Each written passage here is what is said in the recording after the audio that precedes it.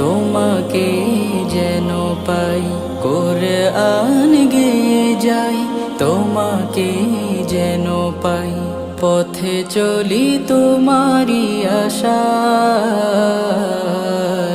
এত ভালোবাসো কেন মালিক আমায়, এত ভালোবাসো কেন মালিক আমায়। আমার এই কণ্ঠে তুমি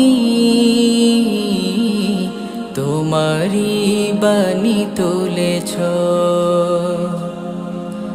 বুকের দেরাজ তুমি কোরআনের স্থান দিয়েছ।